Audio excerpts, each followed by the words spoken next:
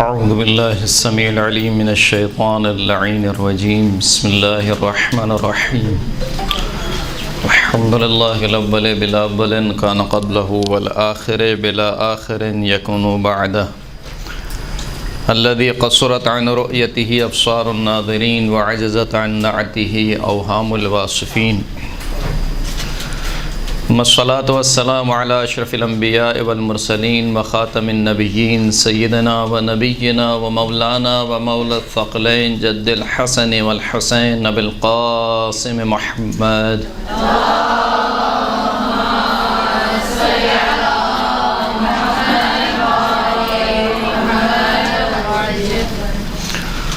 وعلى آله الطيبين الطاهرين المعصومين الذين أذهب الله عنهم الرجس وطهرهم تطهيرا.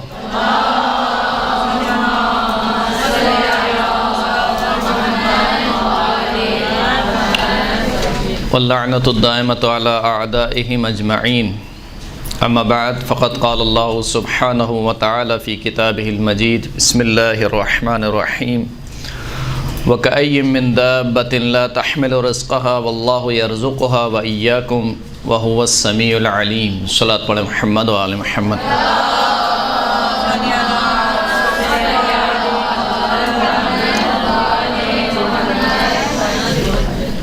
سورہ مبارکہ عنکبوت کی آیت نمبر 60 کو آپ کی خدمت میں سنامہ کرام کے طور پر پیش کیا، اور گزشتہ جو درس تھا ہمارا یعنی اسی کلاس میں اسی سے گزشتہ سے پیوستہ یہ گفتگو ہے.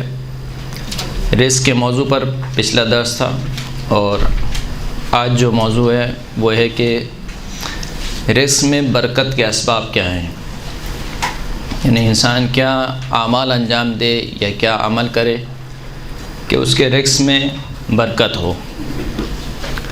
آیت میں خداوند کریم ارشاد فرماتا ہے کہ وَكَأَيٍّ مِّن دَابَّةٍ لَا تَحْمِلُ رِزْقَهَا، کتنے ہی ایسے جاندار ہیں، چوپائے ہیں کہ تم ان کا رزق نہیں اٹھائے ہوئے. اللہ یرزقها وَإِيَّاكُمْ، خداوند کریم ہے جو تمہارے چوپاؤں کو بھی رزق دیتا ہے اور تمہیں بھی رزق دیتا ہے.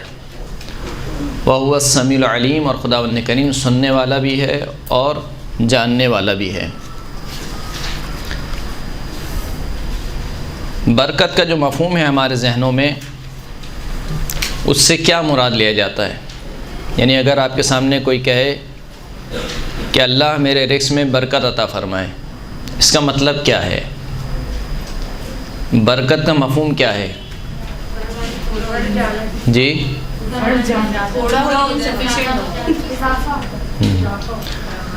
برکت اور کثرت میں فرق ہے. عام عوام الناس کے ذہنوں میں جو مفہوم ہے وہ برکت کا مفہوم کثرت والا ہے، یعنی جیسے آپ لوگوں نے جواب دیا بڑھ جانا. برکت کے معنی بڑھ جانے کے نہیں ہیں. برکت کے معنی یہ ہیں کہ اتنا ہو کہ میرا اور میرے اہل و عیال کے لیے کافی ہو، یعنی میری ضروریات پوری ہو جائیں، اتنا ہو. مثال کے طور پر تاریخی واقعات ہمیں ملتے ہیں. دعوت ذوالعشیرہ کا واقعہ ملتا ہے کہ جناب ابو طالب علیہ السلام نے مہمانوں کے لیے کھانا تیار کیا، لیکن وہ کھانا جو ہے وہ کم تھا، یعنی تعداد کے لحاظ سے کم تھا، لیکن اس کے باوجود ہر ایک نے پیٹ بھر کر کھایا. تو اس کا مطلب یہ نہیں تھا کہ اس رزق بڑھ گیا، بلکہ اس رزق میں خداوند کریم نے برکت دی کہ وہ تمام کو پورا ہو گیا. اسی طریقے سے اور واقعات ملتے ہیں. جناب سیدہ بی بی فاطمہ الزہرا سلام اللہ علیہا کی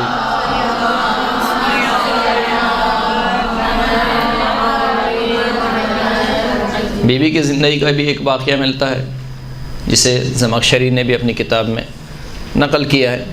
بہرحال تو برکت کا جو معنی ہے وہ کثرت کے نہیں ہے. برکت کے معنی یہ ہوتے ہیں کہ خداوند کریم مجھے اتنا رزق دے کہ پھر مجھے کسی اور کے آگے ہاتھ پھیلانے کی ضرورت نہ ہو، یعنی میری ضروریات پوری ہو جائیں، میری اور میرے اہل و عیال کی ضروریات پوری ہو جائیں. ایک صلوات پڑھیں محمد و آل محمد.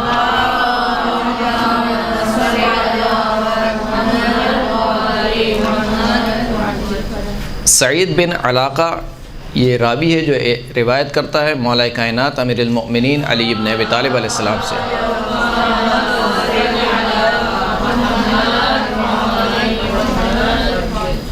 مولانا ارشاد فرمایا کہ الا انبئکم بعد ذلک بما یزید فی الرزق، کیا میں تمہیں خبر نہ دوں کہ جس کے ذریعے سے تمہارے رزق میں اضافہ ہو؟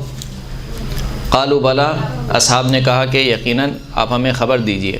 فرمایا کہ الجمع بین الصلاتین یزید فی الرزق، دو نمازوں کو جمع کرنا رزق میں اضافے کا باعث بنتا ہے۔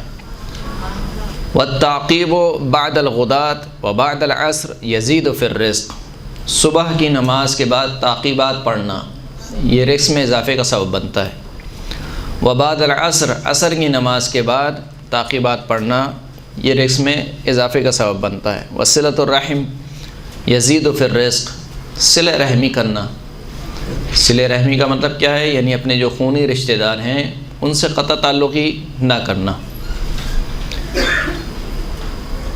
یہاں تک کہ روایت میں ملتا ہے کہ صلہ رحمی کرو اگرچہ کہ ایک گلاس پانی کے ذریعے سے ہی کیوں نہ ہو یا سلام کے ذریعے سے کیوں نہ ہو، تو انسان صلہ رحمی نہ کرے اپنے خونی رشتہ داروں سے بالخصوص۔ اور صلہ رحمی کا جو مفہوم ہے وہ ایک طریقے سے عرفی ہے، یعنی عرفاً یہ کہا جائے کہ ہاں یہ آپس میں ایک دوسرے سے ملتے جلتے رہتے ہیں، عرفاً یہ کہا جائے کہ انہوں نے ان سے قطع تعلقی نہیں کیا ہوا ہے۔ یہ ایک بہرحال موضوع ہے جو آج کل ہمارے معاشرے میں جسے کہنا چاہیے کہ اس کی رعایت نہیں ہو رہی ہے، بالخصوص یہ رجب شعبان کا مہینہ ہے، اور رجب شعبان جو ہے وہ شیعوں میں شادیوں کا مہینہ ہوتا ہے، تو اس میں بالخصوص دیکھا جاتا ہے کہ اس نے فلاں نہیں کیا تو اب ہم اس کی شادی میں نہیں جائیں گے، ہم اس کے میلاد میں نہیں جائیں گے، تو اس کے ولیمے میں نہیں جائیں گے۔ تو یہ کام نہیں ہونے چاہیے، بڑے پن کا مظاہرہ ہونا چاہیے، اگرچہ کہ آپ کے ساتھ زیادتی ہوئی ہو یا کسی بھی اعتبار سے آپ سمجھتے ہو کہ آپ کے ساتھ زیادتی ہوئی ہے، تو اس کے بدلے میں آپ وہ کام نہ کریں کہ جس میں آپ کا بھی نقصان ہو اور آپ کے بچوں کا بھی نقصان ہو۔ ایک تو عمر کم ہو جاتی ہے انسان کی قطع رحمی سے، دوسرا رزق میں تنگی آتی ہے، لہذا اگر رزق بڑھانا چاہتے ہیں تو رشتہ داروں سے صلہ رحمی کریں، خونی رشتہ داروں سے۔ وَقَصْحِ الْفِنَاءِ يَزِيدُ فِي الرِّزْقِ، صحن میں جھاڑو لگانا یہ رزق میں اضافے کا سبب بنتا ہے۔ وَمُوَاسَاةُ الْأَخْ فِي اللَّهِ عَزَّ وَجَلَّ يَزِيدُ فِي الرِّزْقِ، اپنے دینی بھائی سے اللہ کی خاطر برابری کرنا، ہمدردی کرنا، یعنی مثال کے طور پر آپ دیکھ رہے ہیں کہ آپ کا جو پڑوسی ہے، جو برادر ایمانی ہے آپ کا، وہ کسی مشکل میں گرفتار ہے، اس کی مشکل کو حل کر دیں، یا مثال کے طور پر جو کھانا اپنے لیے لائے ہیں وہی کھانا اس کو کھلائیں۔ اس طریقے سے مواسات کرنا، ہمدردی کرنا یہ رزق میں اضافے کا سبب بنتا ہے۔ وَالْبُكُورُ فِي طَلَبِ الرِّزْقِ يَزِيدُ فِي الرِّزْقِ، رزق کی طلب میں صبح صبح نکل جانا۔ جو ہمارے یہاں ٹرینڈ بن گیا ابھی کہ مارکیٹ 11 بجے سے پہلے نہیں کھلتی ہے، 2 بجے سے پہلے مارکیٹ کھلتی نہیں ہے، یعنی 2 بجے بھی جائے تو بندہ اونگ رہا ہوتا ہے، تو یہ رزق کی تنگی کا سبب ہے۔ رزق میں اضافہ چاہتے ہیں تو خداوند کریم نے رزق کو صبح کے وقت رکھا ہے، فطرت کے مطابق ہے۔ آپ پرندوں کو دیکھیں، پرندے صبح صبح نکلتے ہیں اپنے گھونسلوں سے صبح کے وقت، اور دوپہر کے وقت واپس آ جاتے ہیں، پھر شام کے وقت نکلتے ہیں۔ تو صبح کے وقت رزق کی طلب میں نکلے۔ والاستغفار یزید فی الرزق، استغفار کرنا کثرت سے یہ رزق میں اضافے کا سبب بنتا ہے۔ پھر اس کے بعد اور کئی اسباب مولا کائنات نے بیان کیے، پوری روایت پڑھوں گا تو یہ روایت طولانی ہو جائے گی۔ صلوات پڑھیں محمد و آل محمد۔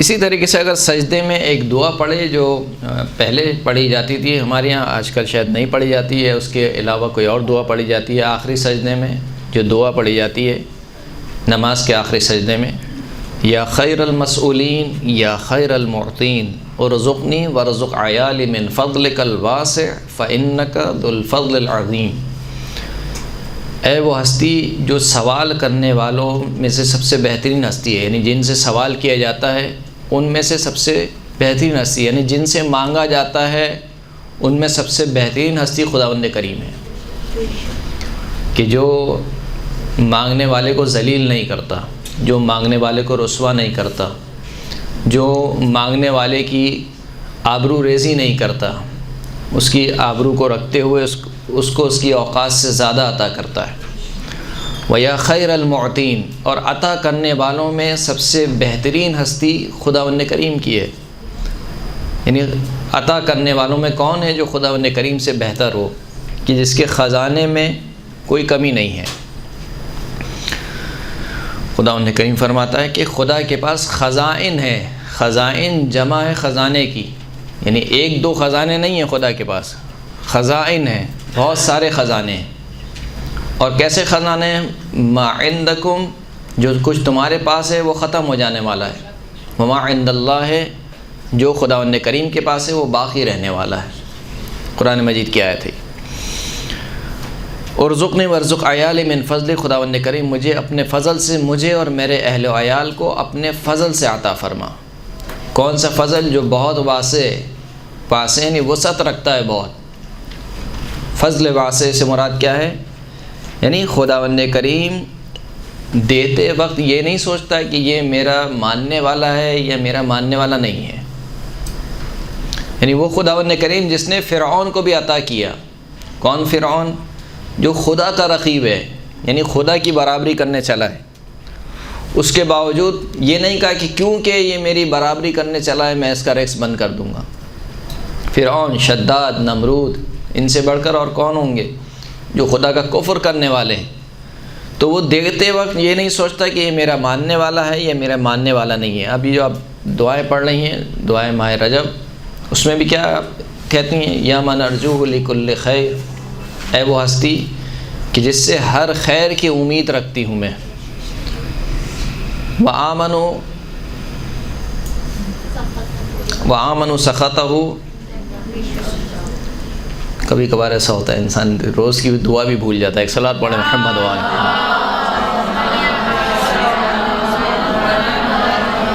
وآمنوا سخطہ عند کل شر، اے وہ ہستی کہ جس کے ناراضگی سے ہر شر اور برائی کے وقت میں امان میں اپنے آپ کو محسوس کرتی ہوں۔ یا من یعطی القلیل بالکثیر، اے وہ ہستی جو قلیل کے مقابلے میں کثیر عطا کرتی ہے۔ یعنی ہم جو نماز پڑھتے ہیں، اولاً تو یہ ایسی نماز ہے ہی نہیں کہ اس کے مقابل میں کچھ دیا جائے، درست ہے؟ یعنی ہم جو نماز اور روزہ اور خدا کی عبادات انجام دیتے ہیں، یہ اس قابل ہی نہیں ہے کہ اس کے مقابل میں کچھ دیا جائے، بلکہ ائمہ اطہار نے جو ہمیں سلیقہ سکھایا ہے وہ بالکل برعکس ہے۔ جب کسی نے شکایت کی، چوتھے امام زین العابدین علیہ الصلوۃ والسلام،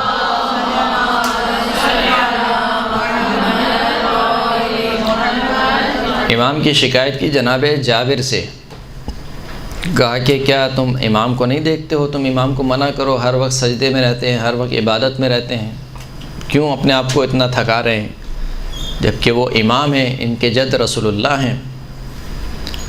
تو جابر امام کی خدمت میں حاضر ہوئے اور کہا کہ آپ کیوں اپنے آپ کو عبادت میں اتنا تھکا رہے ہیں؟ یعنی اتنی عبادت کیوں کر رہے ہیں؟ یعنی عبادت سے منع نہیں ہے، لیکن ہر وقت عبادت میں رہنا، ہر وقت سجدے میں رہنا، یہ کام کیوں کر رہے ہیں؟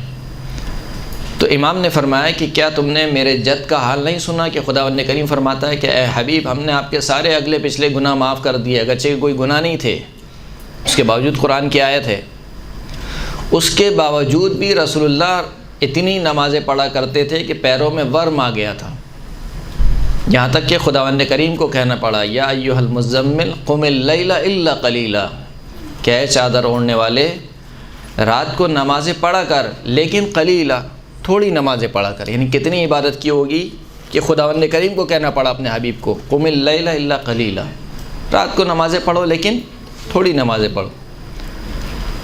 تو جو میرے جد نے جواب دیا تھا وہی میرا جواب ہے، الا اکون عبدا شکورا، کیا میں خداوند کریم کا شکر گزار بندہ نہ بنوں؟ یعنی کیا مطلب؟ یعنی اہل بیت اطہار نے فلسفہ یہ دیا کہ لوگ عبادت اس وجہ سے کرتے ہیں کہ پروردگار سے کچھ لینا ہے، دنیا عبادت اس وجہ سے کرتی ہے کہ پروردگار سے کچھ ملے گا، آل رسول اس وجہ سے عبادت کرتے ہیں کہ بہت کچھ پروردگار سے لے لیا ہے، یعنی بہت کچھ مل چکا ہے ہمیں۔ آپ سوچیں کیا کیا خداوند کریم نے ہمیں نہیں دیا، یعنی خود ہمارا وجود، اور پھر جس طریقے سے خداوند کریم نے ہمیں پروان چڑھایا، والدین کی نعمت ہمیں عطا کی، بچپنے میں ہماری تربیت کی، یعنی اتنا کچھ ہم خدا سے لے چکے ہیں، اس کے بدلے میں اگر ایک مثال کے طور پر پوری زندگی اپنی عبادت میں گزار دیں تب بھی کم ہے۔ تو بہرحال فضل کل واسع، اس کا جو فضل ہے بہت وسیع ہے، یعنی خدا اپنے فضل سے عطا کر رہا ہے ہمیں۔ فَإِنَّكَ ذُو الْفَضْلِ الْعَظِيمِ، کہ بے تحقیق تو بہت ہی عظیم فضل اور بہت ہی وسعت رکھنے والے فضل کا مالک ہے۔ ایک صلاۃ والے محمد و آل محمد۔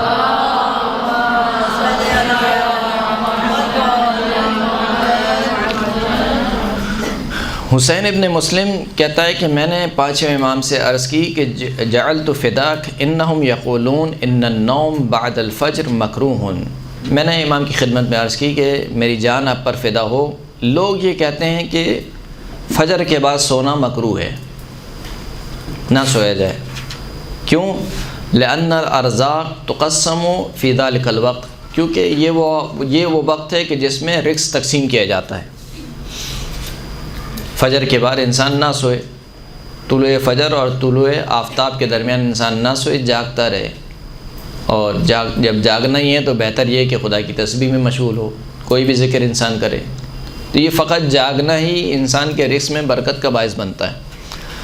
تو کہا کہ لوگ یہ کہتے ہیں کہ فجر کے بعد سونا مکروہ ہے کیونکہ اس وقت میں رزق تقسیم ہوتا ہے۔ امام نے فرمایا کہ فقال الارزاق موضوفۃ مقسومہ، جہاں تک رزق کی بات ہے تو وہ تو تقسیم ہو چکا ہے۔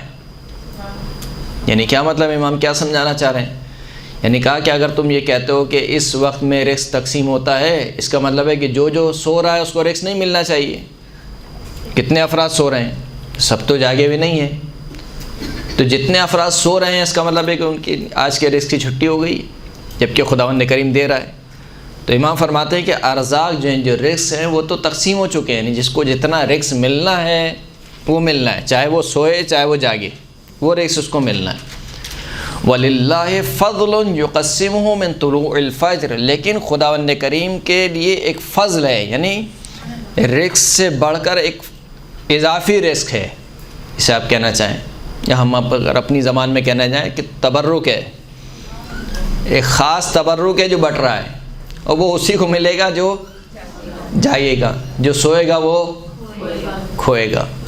للہ فضل یقسمہ من طلوع الفجر، خداوند کریم کے لیے اضافی رزق ہے جو خداوند کریم طلوع فجر سے لے کر الی طلوع الشمس، طلوع الشمس تک خداوند کریم بانٹتا ہے۔ اور یہ خداوند کریم کا قول ہے کہ واسأل اللہ من فضلہ، خداوند کریم سے اس کے فضل کا سوال کرو۔ یعنی کیا مطلب؟ یعنی خداوند کریم نے تمہیں اس دنیا میں بھیجا ہے، جتنا رزق تمہیں اس دنیا میں جینے کے لیے چاہیے وہ تمہاری قسمت میں لکھا ہوا ہے، یعنی وہ ملے گا، وہ چاہے تم کچھ بھی کرو وہ ملے گا۔ لیکن اگر اضافی رزق چاہتے ہو تو کیا کرو؟ دعا کرو۔ واسأل اللہ من فضلہ، یعنی ایک جو سب سے بڑا سبب ہے انسان کے رزق میں برکت کا یا انسان کے رزق میں اضافے کا، وہ یہ کہ انسان دعا کرے خداوند کریم کی بارگاہ۔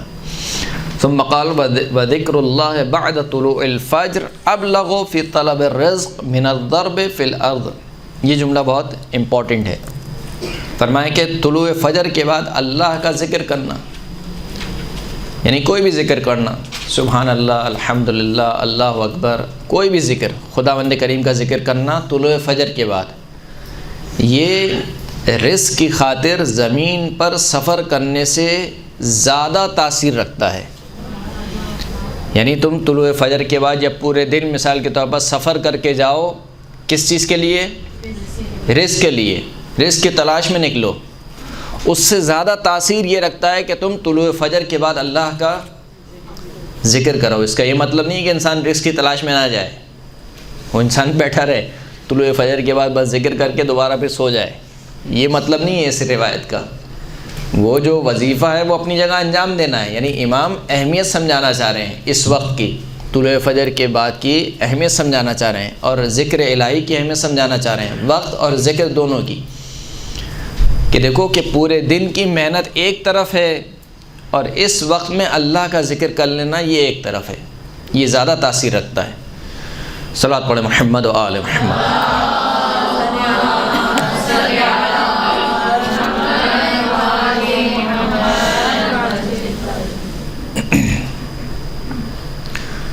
اگر ہم اس کو پوائنٹ وائز ذکر کریں کہ وہ کون سے اعمال ہیں کہ جن کی وجہ سے رزق میں اضافہ ہوتا ہے یا رزق میں برکت ہوتی ہے، تو پوائنٹ وائز اس طریقے سے ذکر ہوگا۔ پہلا پوائنٹ مثال کے طور پر استغفار ہے، انسان استغفار کرے۔ مولا کائنات فرماتے ہیں الاستغفار یزید فی الرزق، استغفار رزق میں اضافے کا سبب بنتا ہے۔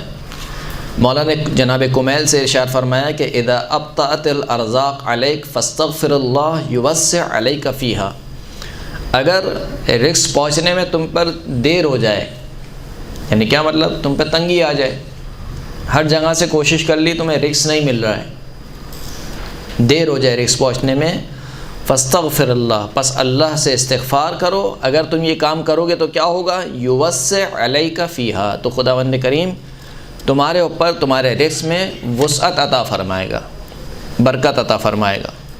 اسی طریقے سے سفیان ثوری کو چھٹے امام نے وصیت کی، یعنی نصیحت کی، فرمایا کہ اذا استبطأت الرزق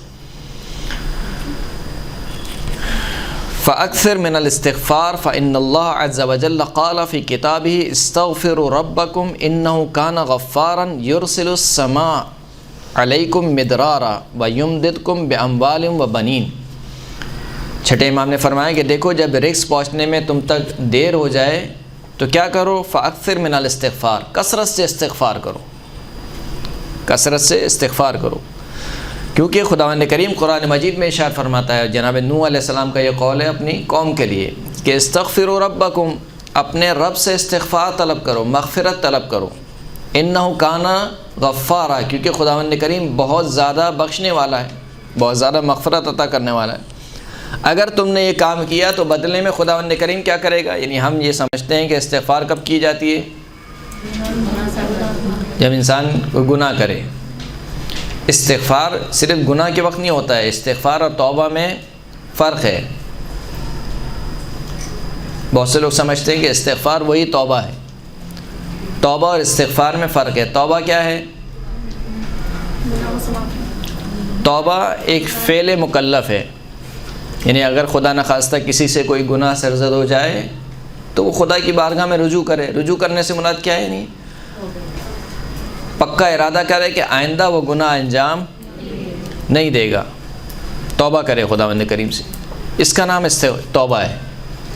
یہ توبہ نہ دعا ہے نہ ذکر ہے، لیکن استغفار دعا بھی ہے اور ذکر بھی ہے، درست ہے۔ توبہ فقط اسی وقت کی جاتی ہے کہ جب کوئی گناہ سرزد ہو جائے، انسان جب کوئی گناہ سرزد کرے اس وقت انسان توبہ کرے، لیکن استغفار فقط گناہوں کی بخشش کے لیے نہیں ہے، بلکہ ویسے ہی ایک ذکر ہے، جس طریقے سے سبحان اللہ ذکر ہے، الحمدللہ ذکر ہے، تسبیحات اربع ذکر ہے، اسی طریقے سے استغفر اللہ ربی واتوب الیہ۔ رجب کا مہینہ ہے، رجب کے مہینے میں جو اعمال بیان کیے گئے ہیں وہ کیا ہیں، صبح کے وقت 70 مرتبہ استغفار اور شام کے وقت یعنی رات میں 70 مرتبہ استغفار ہے۔ 3 قسم کی استغفاریں مفاتیح الجنان میں نقل ہوئی ہیں۔ بالخصوص یہ جو مہینے ہیں رجب و شعبان کے مہینے، اس میں استغفار کی بڑی اہمیت بیان ہوئی ہے، اور ماہ مبارک رمضان تو خیر وہ ہے ہی۔ تو یہ 3 مہینے، کل بھی میں نے درس میں عرض کر رہا تھا کہ یہ جو 3 مہینے رجب، شعبان اور رمضان، یہ انسان کی زندگی کے بونس مہینے ہیں۔ بونس کا مطلب کیا ہوتا ہے، آپ کام کرتے ہیں مثال کے طور پر آفس میں، تو 1 مہینہ ہوتا ہے، پورا سال مکمل ہوتا ہے تو آفس بونس دیتی ہے۔ بونس کا مطلب کیا ہوتا ہے کہ یعنی آپ کی سیلری ڈبل کر کے دیتی ہے، درست ہے۔ وہ اللہ نے صرف 1 مہینہ نہیں رکھا، 3 مہینے رکھے ہیں، اور 3 مہینوں میں ماہ رمضان میں تو پتہ نہیں بونس ڈبل تبل ہو گیا ہے، یعنی نومکم فیہ عبادت، سونا بھی عبادت ہے تمہارے، وانفاسکم فیہ تسبیح، سانس لوگے وہ تسبیح ہے، صحیح ہے۔ وہ ماہ رمضان کو تو آپ چھوڑ ہی دیں، ماہ رمضان کے علاوہ یہ جو خود رجب اور شعبان ہیں، جو خود ایک طریقے سے اگر کہا جائے انسان کو آمادہ کرتے ہیں ماہ مبارک رمضان کے لیے، کہ دیکھو ایک بہت اہم مہینہ تمہاری زندگی میں داخل ہونے والا ہے، اس کے لیے اپنے آپ کو آمادہ کرو، روحانی طور پر اپنے آپ کو آمادہ کرو۔ نہیں معلوم کہ کس کی زندگی کا اختتام کس وقت ہو جائے۔ دعا ہماری یہی کہ خداوند کریم ہمیں توفیق عطا فرما کہ ہم ان مہینوں کو دیکھیں، ہماری زندگی میں ان مہینوں کو رکھ، اور ان مہینوں سے بہترین استفادہ کرنے کی توفیق عطا فرما۔ ورنہ تو نہیں معلوم آج ہم ہیں کل نہیں ہیں، نہ جانے ہماری زندگی میں ماہ شعبان لکھا ہے یا نہیں لکھا ہے، ماہ رمضان لکھا ہے یا نہیں لکھا ہے، کتنے ماہ رمضان، ماہ شعبان، ماہ رجب ہماری زندگی میں آ کر چلے گئے اور ہم غافل رہے، ہم نے استفادہ نہیں کیا۔ لیکن بہرحال تو استغفار فقط گناہ کے وقت نہیں ہوتا ہے، یعنی استغفار مستقل ایک ذکر ہے۔ مستقل کیا ہے؟ ایک ذکر ہے۔ حضرت نوح علیہ السلام نے اپنی قوم سے کہا کہ تم اپنے پروردگار سے استغفار مغفرت طلب کرو، کیونکہ خداوند کریم بہت زیادہ بخشنے والا ہے۔ اگر تم نے مغفرت طلب کری تو کیا ہوگا؟ یرسل السماء علیکم مدرارا، تو وہ خداوند کریم تم پر آسمان کو بھیجے گا مدرارا، یعنی جو قحط سالی سے تم گزر رہے ہو، جو قحط سے تم گزر رہے ہو، یعنی پانی سے بھرے ہوئے بادلوں کو تم تک بھیجے گا۔ یعنی یہ کنایا تھا، یعنی جب بھرے ہوئے بادل آئیں گے، بارش ہوگی تو کیا ہوگا؟ کھیتی ہوگے گی، فصل ہوگے گی، فصل میں اضافہ ہوگا، تمہارے رزق میں اضافہ ہوگا۔ یعنی استغفار کرو تاکہ تمہارے رزق میں اضافہ ہو، صرف رزق میں اضافے کے لیے نہیں۔ وَيُمْدِدْكُمْ بِأَمْوَالٍ وَبَنِينَ، رزق میں، مال میں اضافہ چاہتے ہو، استغفار کرو، خداوند کریم مدد فرمائے گا، تمہاری اضافہ فرمائے گا۔ کس میں اضافہ فرمائے گا؟ بِأَمْوَال، تمہارے اموال، مال مویشی میں اضافہ فرمائے گا۔ وَبَنِينَ، صرف یہی نہیں، اگر اولاد چاہتے ہو، اولاد میں بھی یہاں پر بنین کا ذکر ہے، یعنی اگر لڑکا چاہتے ہو، تم چاہتے ہو کہ تمہارے لڑکا پیدا ہو، استغفار کرو اللہ کی بارگاہ میں۔ صلوات پڑھیں محمد و آل محمد۔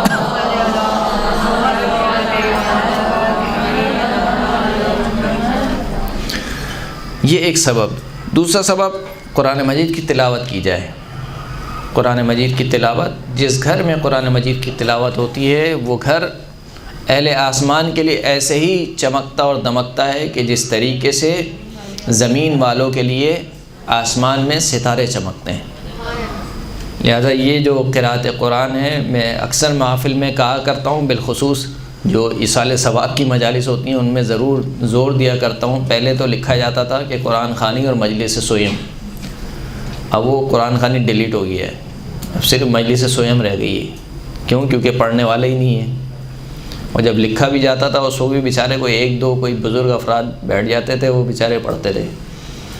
تو یہ یعنی المیہ ہے ہماری قوم کا، اور بالخصوص یعنی مردے کو جو سب سے جلدی فائدہ پہنچانے والی چیز ہے وہ قرآن مجید کی تلاوت ہے۔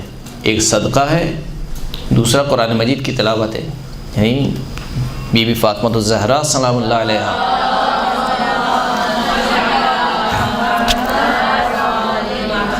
یعنی وصیت کر کے جا رہی ہیں مولا کائنات کو۔ کون؟ یعنی بی بی فاطمہ وصیت کر کے جا رہی ہیں کہ یہ علی جب مجھے دفنا دینا تو میری قبر کے سرحانے قرآن مجید پڑھنا۔ تو یہ ہماری قوم اس سے غافل ہے، اس کے اوپر توجہ دینی چاہیے۔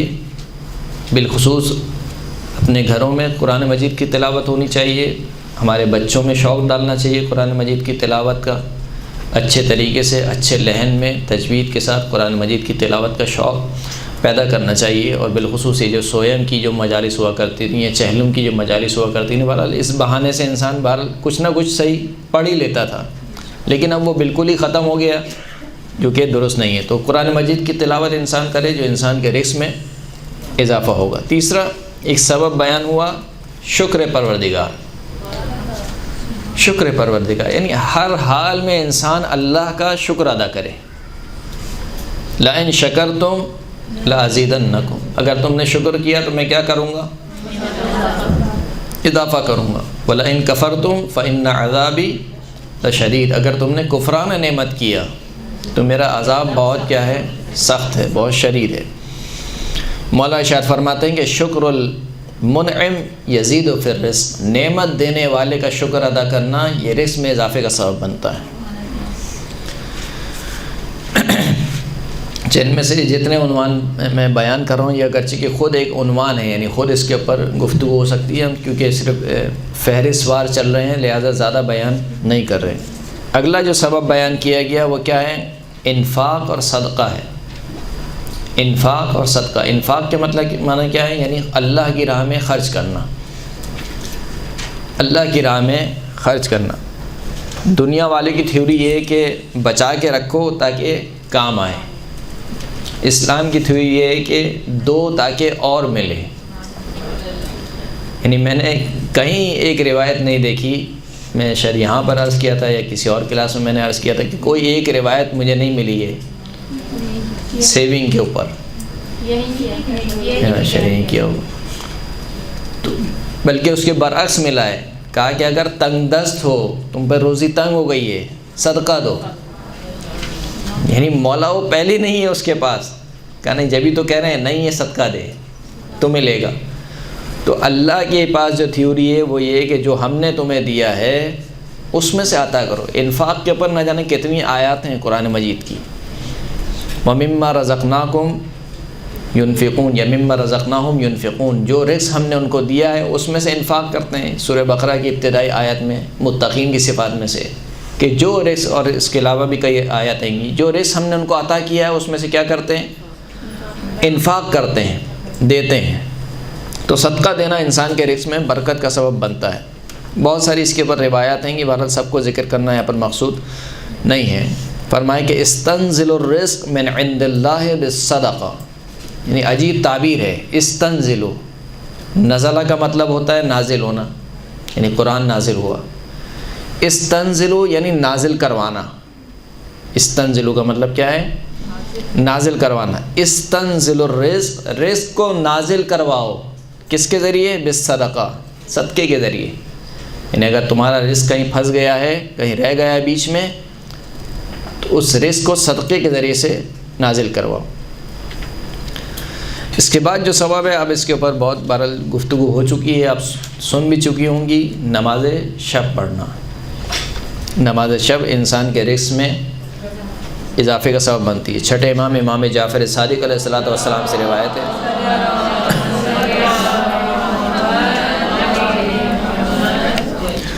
فرماتے ہیں کہ صلاۃ اللیل تحسن الوجہ، اگر چہرے کی خوبصورتی چاہتے ہو نماز شب پڑھو۔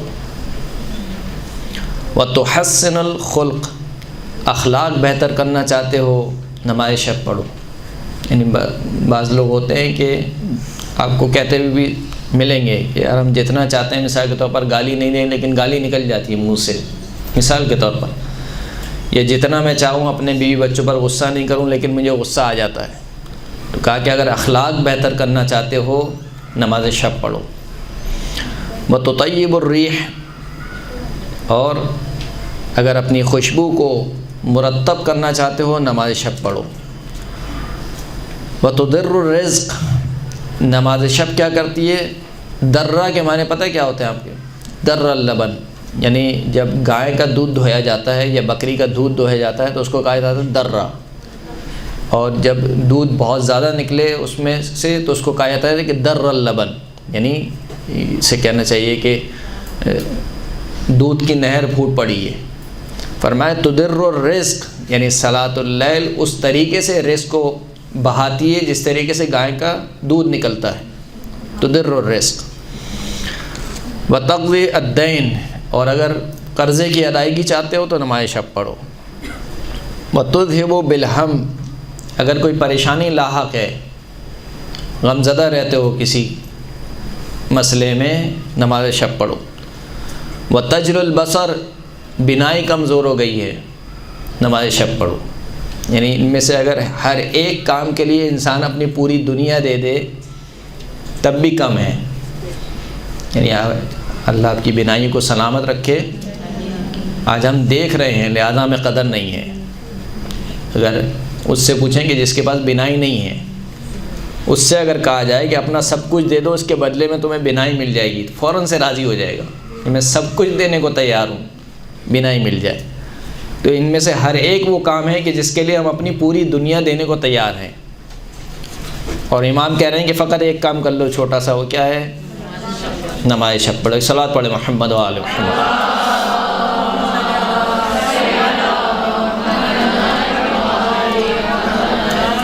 اگلا جو سبب ہے وہ صلہ رحمی ہے، جیسے کہ پہلے بھی ذکر کر دیا، بالخصوص والدین کے ساتھ صلہ رحمی کرنا۔ والدین کے ساتھ صلہ رحمی کا مطلب کیا ہے؟ والدین تو مثال کے طور پر رہتے ہی ساتھ ہیں، تو ساتھ رہنا فقط کافی نہیں ہے، ان کے ساتھ اچھا برتاؤ رکھنا اور ان کی ضروریات کو پورا کرنا. اگر وہ ضرورت مند ہیں تو ان کی ضروریات کو پورا کرنا. سرکار ختمی مرتبہ حضرت محمد مصطفیٰ صلی اللہ علیہ وآلہ وسلم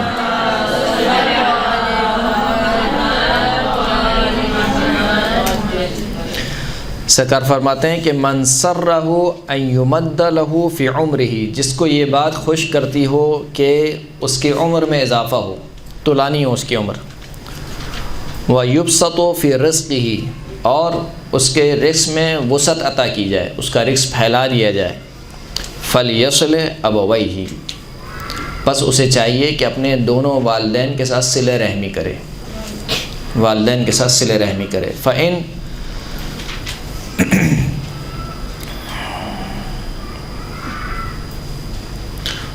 صِلَتَهُمَا طَاعَةُ اللَّهِ، کیونکہ ان دونوں کے ساتھ صلہ رحمی کرنا اللہ کی اطاعت ہے. وَلْيَصِلْ ذَا رَحِمِهِ، اور والدین کے علاوہ جو خونی رشتہ دار ہیں ان کے ساتھ بھی صلہ رحمی کرے.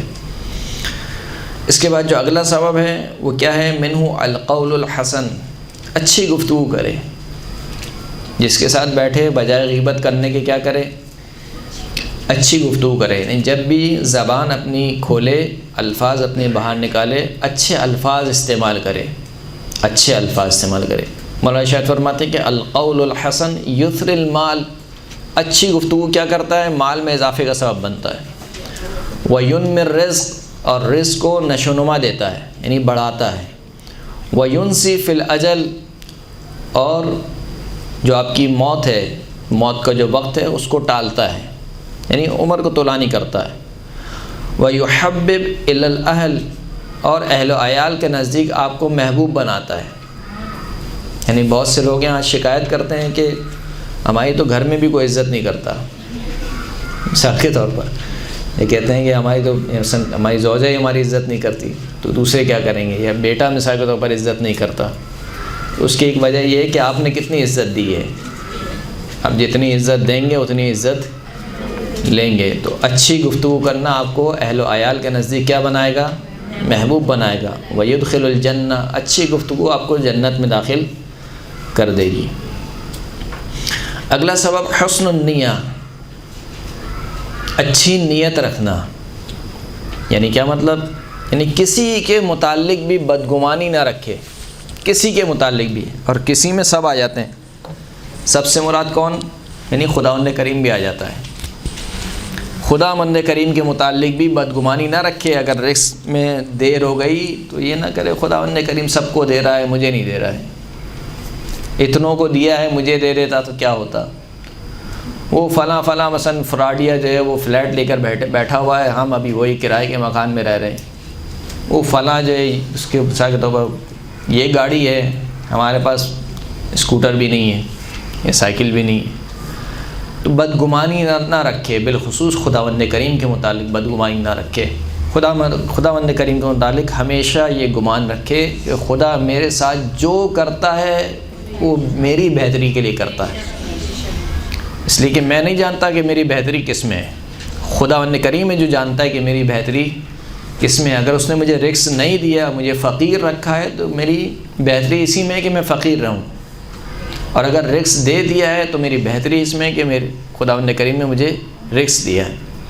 تو اچھی نیت رکھے، یعنی کسی کے متعلق بھی بدگمانی نہ رکھے. مولا ارشاد فرماتے ہیں کہ من صدق لسانہ زکا عملہ، جس کی زبان سچ ہو گئی، پاک ہو گئی، زکا عملہ، تو اس کا عمل بھی پاک ہو جائے گا. یعنی زبان سے جس نے جھوٹ بولنا چھوڑ دیا، زبان سے جس نے دوسروں کے کردار پر نشتر لگانا چھوڑ دیے، زبان سے جس نے تانا دینا چھوڑ دیا، بالخصوص یہ عورتوں کے لیے کہ زبان سے جو تیر چلاتی ہیں وہ نہ چلائیں، زبان جس سے جو تلواریں چلتی ہیں وہ نہ چلائیں، زبان سے جو طنز و تانے دیے جاتے ہیں مختلف. اب گھر میں بہرحال میں کیا بیان کروں، تو کیونکہ سب ساتھ رہتے ہیں. جو پاکستان کا معاشرہ ہے، جوائنٹ فیملی ہوتی ہے، اس میں سب ساتھ رہتے ہیں، ساس بہو نند وغیرہ سب ساتھ رہتے ہیں. تو یہ سب کے لیے ہے، یعنی کسی ایک کی میں بات نہیں کر رہا ہوں، چاہے وہ ساس ہو، چاہے وہ بہو ہو، چاہے وہ نند ہو، چاہے وہ بہن ہو، کوئی بھی ہو. دوسروں پر زبان کے ذریعے سے طعنہ زنی نہ کریں، لہذا اپنی زبان کو پاک رکھے انسان، جب بھی بولے اچھی بات کہے، اگر ایسا کرے گا تو اس کا عمل پاک ہو جائے گا۔ ومن حسنت نیتہ زید فی رزقہ، جس کی نیت اچھی ہو گئی خداوند کریم اس کے رزق میں اضافہ فرمائے گا۔ یعنی ہر کام میں انسان اچھی نیت رکھے، اچھی نیت سے کام کو انجام دے۔ ومن حسن برہ باہل بیتہ زید فی عمرہ، جو شخص اپنے اہل و عیال کے ساتھ اچھی نیکی انجام دے، یعنی کیا مطلب؟ یعنی اگر خداوند کریم نے رزق دیا ہے تو رزق کو مٹھی میں بند کر کے نہ بیٹھ جائے، اس رزق کو وسعت دے اپنے اہل و عیال کے اوپر۔ شاید اسی گفتگو میں یعنی اسی کلاس میں میں نے روایت پڑھی تھی کہ اگر کوئی شخص کسی شخص کو خداوند کریم رزق میں وسعت عطا کرے اور وہ اپنے اہل و عیال پر وسعت نہ دے رزق کو، تو کیا ہوتا ہے؟ مولا ارشاد فرماتے ہیں کہ ایسا نہ ہو کہ خود تمہارے گھر والے تمہارے مرنے کی دعا کریں کہ خدایا کب یہ مرے گا اور کب ہمیں اس کی جائیداد ملے گی۔ تو ایسا نہیں ہونا چاہیے۔ جب خداوند کریم نے آپ کو رزق دیا ہے تو اس رزق کو وسعت دیں اپنے اہل و عیال کے اوپر۔ تو جو شخص بھی اپنے اہل و عیال کے ساتھ نیکی انجام دیتا ہے خداوند کریم اس کی عمر میں اضافہ فرما دیتا ہے۔ اگلا سبق حسن الجوار، اچھی ہمسائیگی، اچھا پڑوسی بنے۔ حسن الجوار یزید فی الرزق، اچھی ہمسائیگی رزق میں اضافے کا سبب بنتی ہے۔ اگلا سبب الدعاء لأخی المؤمن، اپنے برادر مومن کے لیے دعا کرنا۔ ان دعاء الاخ المؤمن لأخیہ بظہر الغیب مستجاب ویضر الرزق ویدفع المکروہ، برادر مومن کا اپنے مومن بھائی کے لیے دعا کرنا بظہر الغیب، یعنی اس کے پیٹھ پیچھے ہم برائیاں تو بہت کرتے ہیں، مولا فرماتے ہیں برائیاں نہیں کرو، کیا کرو؟ دعا کرو۔ اگر اس میں خدا نخواستہ کوئی برائی بھی ہے تو دعا یہ کرو خدایا اس برائی سے نجات عطا فرما اس کو۔ اپنے مومن بھائی کے لیے اس کے پیٹھ پیچھے دعا کرنا، یہ دعا مستجاب ہے، یعنی 100% گارنٹی دے دی گئی ہے۔ اگر آپ دعا کریں گے اپنے مومن بھائی کے لیے تو وہ دعا قبول ہوگی۔ دوسرا کیا ہوگا؟ رزق میں اضافے کا سبب بنے گا اور پریشانیوں کو، ناگوار حادثات کو آپ سے دور کرے گا۔ اس کے بعد اگلا جو سبب ہے، یہ اسباب بہت زیادہ ہے، میں ایک اور ٹاپک بھی مجھے پڑھنا ہے، میں بس جلدی یہ اسباب آپ کی خدمت میں عرض کرتا ہوں۔ صلوات پڑھیں محمد و آل محمد۔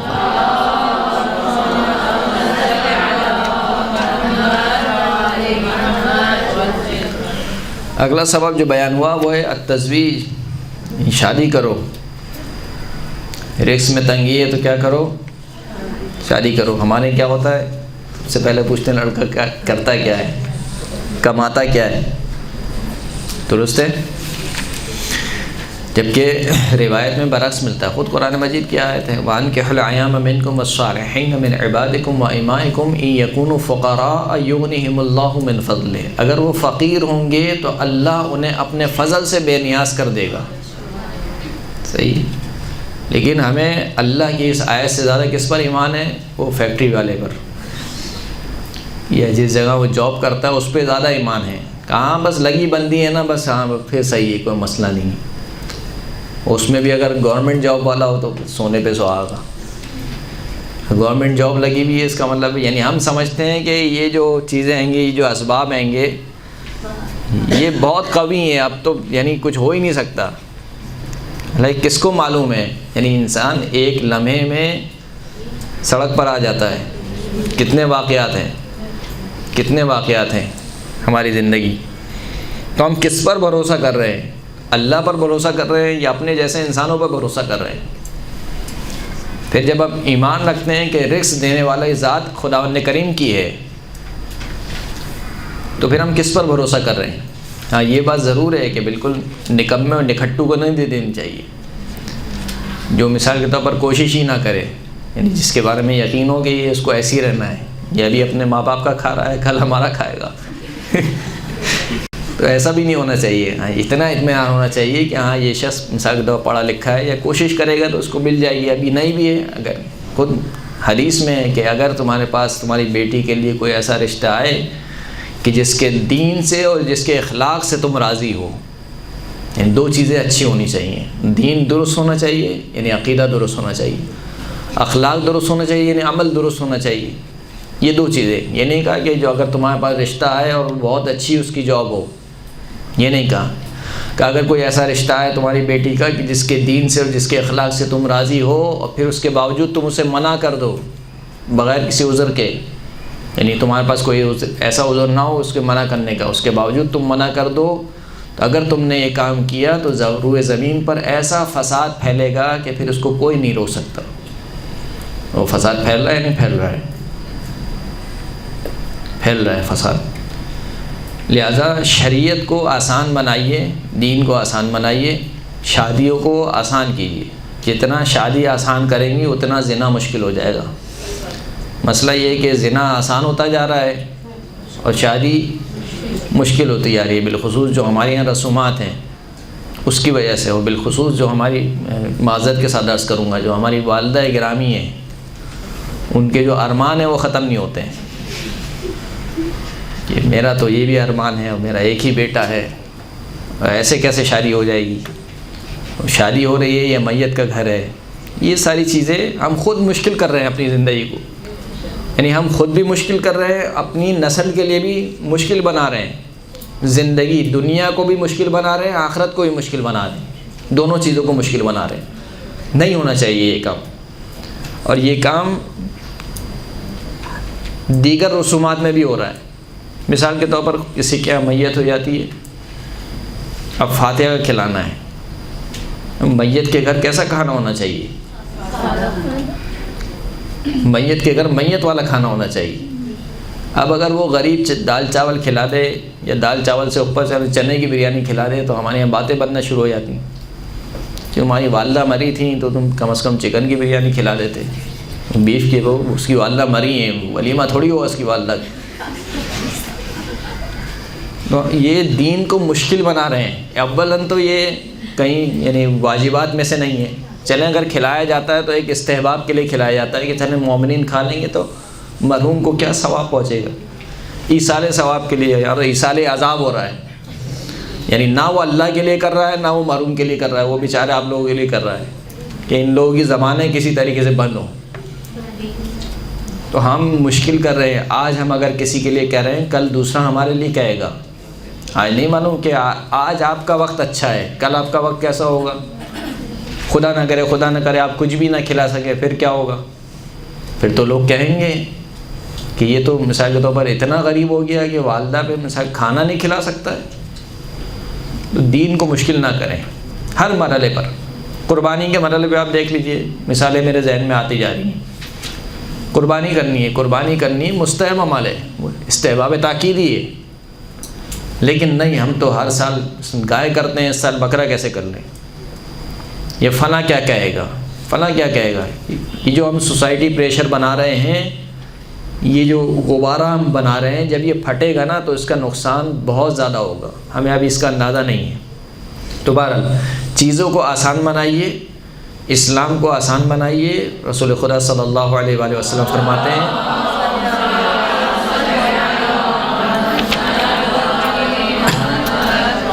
کہ مجھے آسان شریعت دے کر بھیجا گیا. آسان شریعت یعنی پچھلے انبیاء کو جو شریعت دی تھی ان میں سب سے آسان شریعت رسول خدا کی شریعت ہے، جو اس پر بھی عمل کرنا ہمارے لیے مشکل ہو رہا ہے. بہرحال تو فرماتے ہیں کہ مجھے سب سے آسان شریعت دے کر بھیجا گیا. یعنی آسان سے مراد یہ ہے کہ عمل کرنے میں آسان ہے. یعنی اگر انسان عمل کرنے پر آئے، والذین جاہدوا فینا لنہدینہم سبلنا، جو ہماری راہ میں کوشش کرتا ہے ہم اس کے لیے ہدایت کے دروازے کھول دیتے ہیں. کوشش آپ کو کرنی ہے. لیکن جو پہلے ہی سوچ کے بیٹھ جائے کہ مجھ سے تو ہو ہی نہیں سکتا، اتنی گرمی ہے میں حجاب پہن ہی نہیں سکتی مثال کے طور پر، تو آپ پہلے ہی سوچ کے بیٹھ جائیں گے تو پھر نہیں ہو سکتا کچھ. کوشش آپ کو کرنی ہے، آگے ہاتھ کس نے؟ اللہ نے پکڑنا ہے آپ کو. اس صلاۃ پڑھے محمد و آل محمد.